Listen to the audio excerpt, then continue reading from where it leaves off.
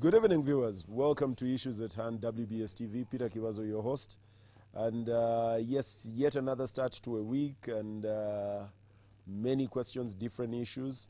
Today I go into a particularly unusual one when Uganda presents a candidate for the African Union chair. And several questions around that. What are the benefits for us as a country? Is it a project that is worth the efforts, the investment, and what is the investment actually? What investment are we putting in this project? Of what value is it to you and I, the Ugandan, if you have Specioza Wandera Kazibwe, Her Excellency, as at the helm of the African Union? Exiting one is Dlamini Zuma from South Africa. And did she impact on South Africa? Did she impact on Africa? I have with me Honorable Okello Oryem. Welcome. Thank you. I'm honored to be here, and it's a pleasure to be at this show for the first time. Oh, is it? Okay. Honorable Okello Oryem, Minister for International Relations. Am I right? You're right. Yes. And this is within his ambit and docket. And someone was saying, oh, they've actually set up a team that is supposed to push Project Kazibwe. Honorable Okello, a quick one. One, what is this African Union project with Specioza Wandera Kazibwe? If I'm seated in my living room, should I be concerned? You should not be concerned. You should be excited. You should be thrilled, and you should be over the moon that once again, there is a Ugandan amongst the so many millions of Africans who is aspiring for a high office within an international organization that is worthy of a person of high caliber to hold. And in this particular case, a Ugandan has been put forward, and therefore all Ugandans should be thrilled, excited, and applaud this opportunity for once more Ugandan being capable of holding such a high office. You will recollect that not so far ago, the current Prime Minister, Kala Rugunda, was Uganda's permanent representative, Uganda's representative at the UN Security Council. Yes. It was there for I think 2 years. Then recently, Minister Sam Kutesa was the 69th president of the UN General Assembly. And these prestigious high offices, which has drawn a lot of interest and attention to Uganda, has had a lot of benefits to Uganda in terms of the attention or interest of investors, tourists, and others who pay attention to Uganda. And once more, here comes another Ugandan who has the capacity, the ability, the profession, and the experience, and meets the benchmark to be the chairperson of the AU chairperson. I like the fluence with which you will take this and the eloquence, but I need to get into the grit of it. The highest in terms of diplomatic honor that would come is where Honorable Sam Kutesa was. In terms of impact to the country, Uganda, be it at lobby level, be it at investment level, do you at the Ministry of Foreign Affairs, where all of you sit, go back and do the SWOT and say, okay, these were our strengths and therefore these were our benefits at the end of the day? Yes, we do. Where are our benefits? We do not, the old days of champagne diplomacy, the old days of diplomacy for the sake of diplomacy are gone. We are now in the age of what you call commercial diplomacy. We're in the age of diplomacy to attract inward investment and tourism to each individual countries. And that's what's the game out there. The benefits that Uganda will receive, first and foremost, is the attention that whenever Specioza Kazibwe stands up, should be referred to as a Ugandan. The name Uganda will be repeated continuously, every single day, in every forum, in every place where she is. This then draws to the attention of what is Uganda? What does Uganda offer? What is the opportunities that are in Uganda? What's the beauty of Uganda? What can people get in Uganda? And that's what these offices are. And that's why we are spending time we are spending energy to ensure that our candidates Add on money. and money, of course, Yes. and candidates to win this prestigious office. Honorable Oriem, I agree. The resources are being spent in all manner of description that you're talking about. And possibly every time Uganda should be mentioned, there should be a benefit. We've had one, actually two. You mentioned Honorable Rugunda, you've mentioned Honorable Sam Kutesa. If you go down, we've had even lower ones. We had the current Deputy Governor of Bank of Uganda at the ADB. We have had Honorable Victoria Sekitoreko at the AFP, WFP. But is Uganda actually strategically set to benefit from this? Have we invested enough for us to benefit? I always use the South Sudan scenario. Uganda was a participant in South Sudan. Actually, participant is an understatement. We were heavily involved in the process of the liberation of South Sudan. When it came to net benefits for the period that was reasonably peaceful after Sudan benefited, we sold watermelons. Kenya took the banks. Kenya invested in the formal business sector. It had all the protocols, and the beauty is you were in foreign affairs and you're here. Where were we? We traded in watermelons and a bit of cassava. So are we strategically set here? I wish an opportunity to discuss with you intellectually. Yes. Why Ugandans did not benefit and will not benefit from the opportunities that South Sudan had. Which bank from Uganda had the capacity to go in South Sudan? Would you tell me? Which companies in Uganda, independent companies, the capacity that you have in Kenya, had the capacity to invest in Kenya? Well, in South Sudan, which insurance companies had the companies? Which stand-alone institutions in Uganda? If you could name them, they had the opportunity to go to South Sudan, but they're none. So it's not a question that the Ugandans took pineapples for the sake of pineapples or watermelons for the sake of watermelons. It's just that we do not have those kind of institutions, homegrown institutions by Ugandans. We don't have it. If we had it, they would be there. So I would like to have an opportunity to debate with this Just issue. Hold there. Which, no, I would like to debate this issue. And the same applies to Somalia. The government of Uganda sends its troops there to open opportunities for businessmen and businesswomen to go there, carte blanche. And it's now for the private sector to go and take that opportunity. We set an environment of security and stability. Go in there. Take the opportunity. It's not for us to drag you to there. It's a free market. So you cannot blame the government. I actually will. You cannot blame the government for the business and businesswomen not taking the opportunity in South Sudan. Honorable Riem, I'll just flip the coin. You in international relations, you've looked at Halliburton, one of the biggest that has invested in Iraq or worked with Iraq. Those companies have been directly assisted by the government of the United States to ensure that they are where they are at.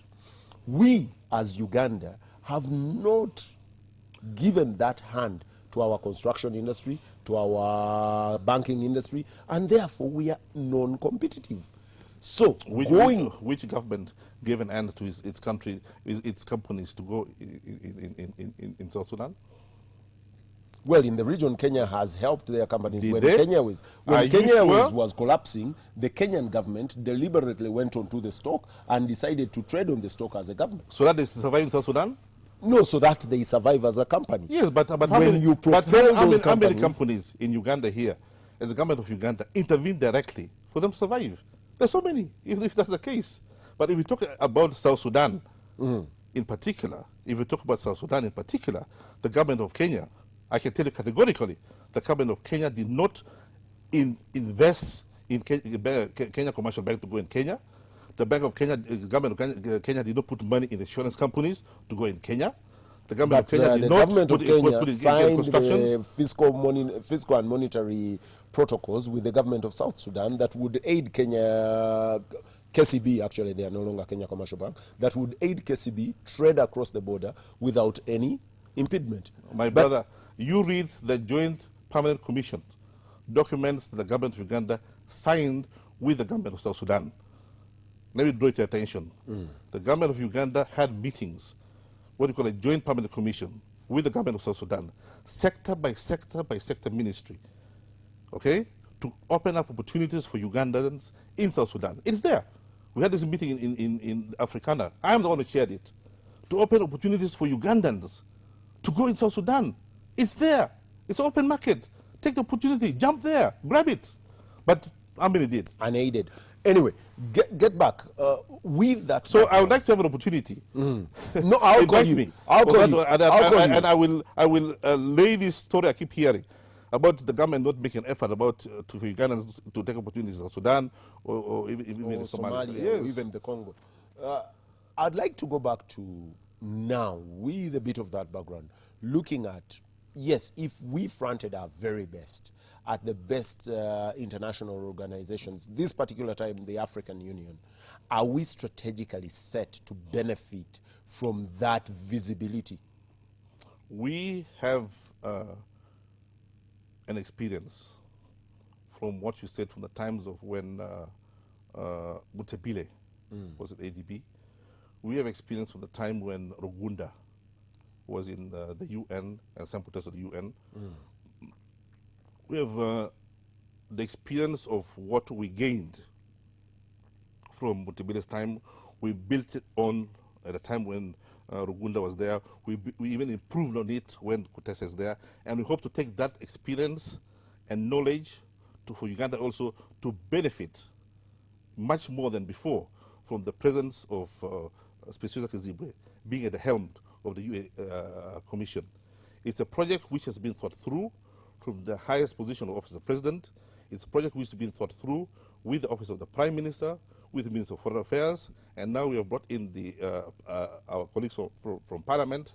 And this is a project we want the country to own, because eventually when the trickle-down effects takes place, it will take place not for 1 year. Is it when or if? Not for many. It will take for many years.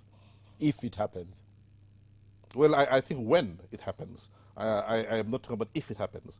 I'm here to make sure that my candidate wins, and that's the spirit in which I'm campaigning for. My spirit. It's not a question here, neither there. I'm here. I'm a winner, and I always go to win, not to lose. Let me get into that winner. And of course, you've been through campaigns variously. Among the things that will win you is the message and the candidate. Certainly. Of course, the investment as well. And we'll get into all that. Let's look at the candidate. What was the criteria of Dr. Spey? Was she the very best we had? I was at a forum this afternoon that was suggesting that possibly we could have used Victoria Sekitoleko. They thought. They said, possibly Victoria Sekitoleko. She has had that exposure. And of course, those that were batting for Kazibwe talked about Kazibwe and the Beijing, is that 96? Beijing 96, and having been the first woman vice president. But was Kazibwe the very best for this? She is the very best. Not was, she is the very best.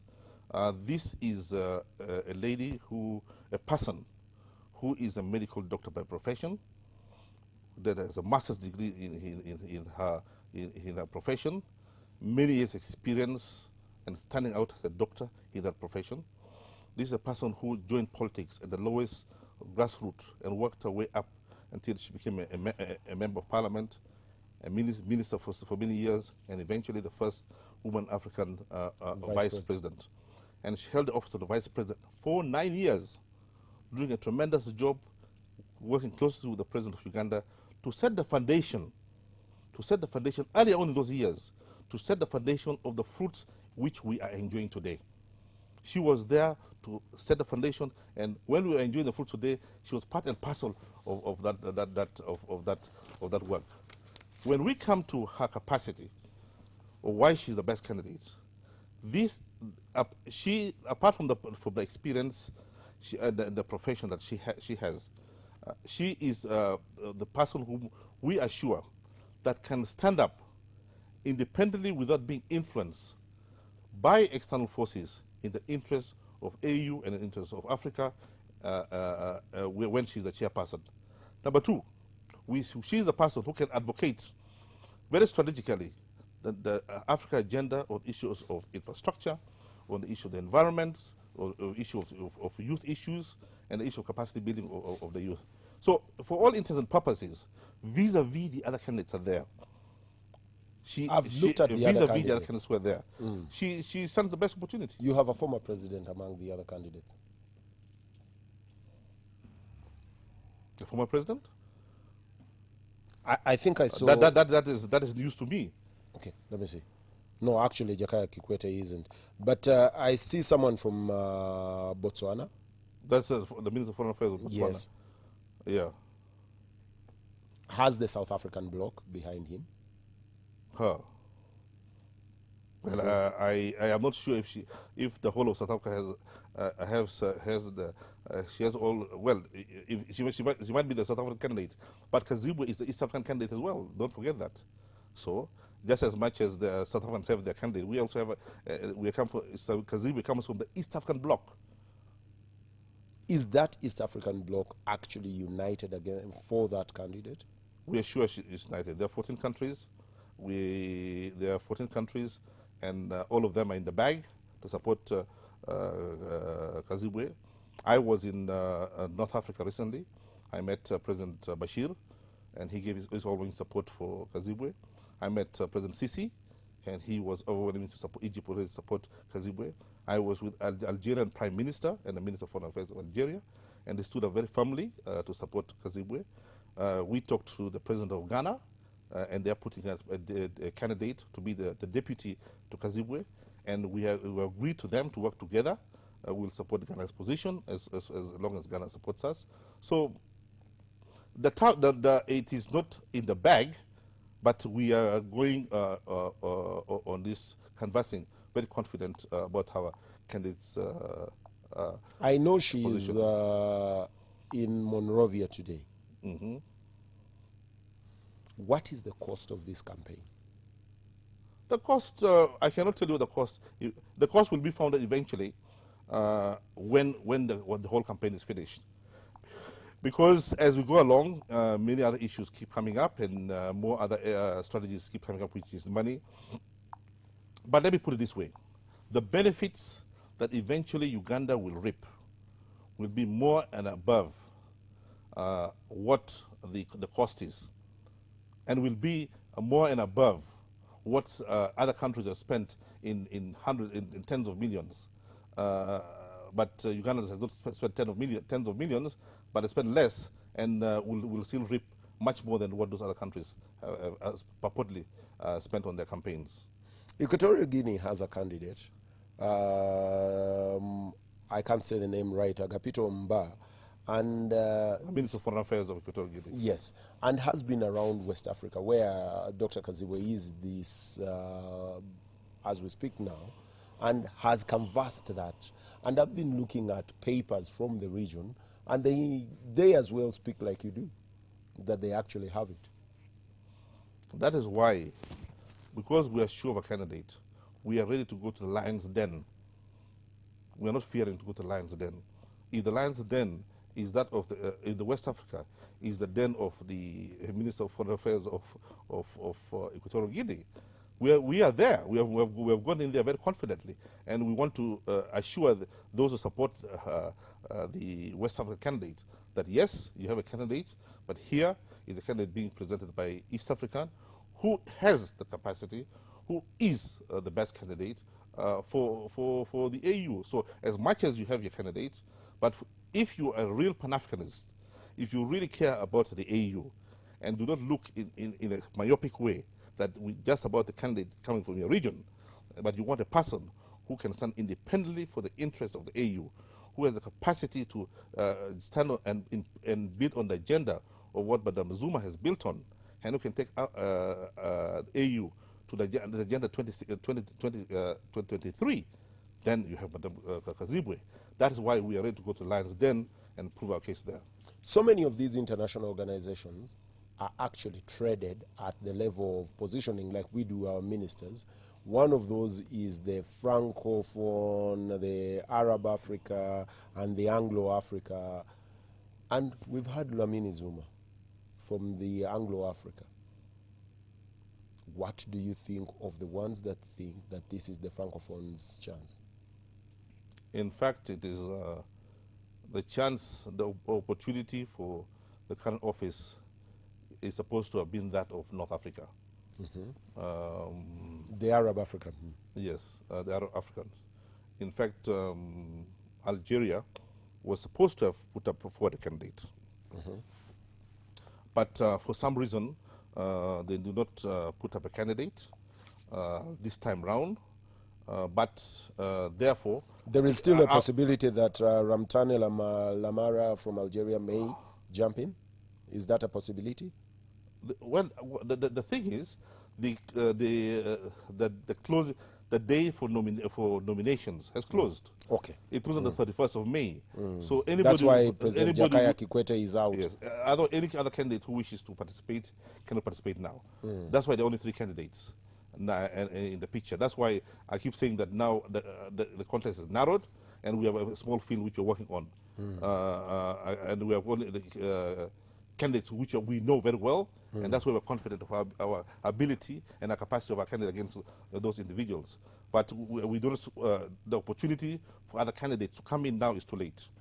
But you haven't dealt with the French English, because we've had an Anglophone one going out. If the Arab Africa or North Africa isn't presenting a candidate, why not the Franco-Africa? Well, because the next opportunity would have come to East Africa anyway. After North Africa, the opportunity should have come then to East Africa. So what happened now, when Kaziba leaves, naturally the opportunity is supposed to have been to the North Africans. So that's why we are going in and confident that the North African Arab countries will support us, because we have put our case very clear that it was your turn. But we don't understand why. We appreciate that you don't put in your names this time, but we will welcome you putting your names next time. We are sure we have the East African bloc's country supporting our candidates, and we have countries who we have talked to in Southern Africa who have indicated to us that if they are ready and willing to support our candidate. At the time when we go to Kigali. In any case, we are also saying to other countries that even if you don't support our candidate in the first round, when we go for the second round, can you please vote for our candidate? Because normally this process goes up to about 3 rounds. So in the first round, if you do not support, if in the first round one candidate will be knocked out. So in this case, I think we'll only have 2 rounds. In the first round, all 3 candidates will present themselves, and there'll be votes. The one who gets the least votes will be knocked out. Then the 2 remaining candidates will go for the second round, and then whoever wins there will become the chairperson. So what we are doing is also to go to countries who we know that might not support our candidates and tell them, yes, you do not support our candidate, but please, in the second round, if your candidate you're already sure out, that your candidate would make it to the second round. That is the fighting spirit I have, and that is the fighting spirit of my team. We're going in all fire blazing, and we're going in for the win and for the kill. Right, viewers, I'm taking a break, and when we return, the bigger issue for me is, what is the African Union still worth? Away from the name, the old romance of the OAU that was very important at the African independence struggle level and after the attaining of the independence. Is it still very relevant, or is it a club where the African presidents sit and huff and puff and stamp their feet a little and then go home? What's it still worth? Don't go away.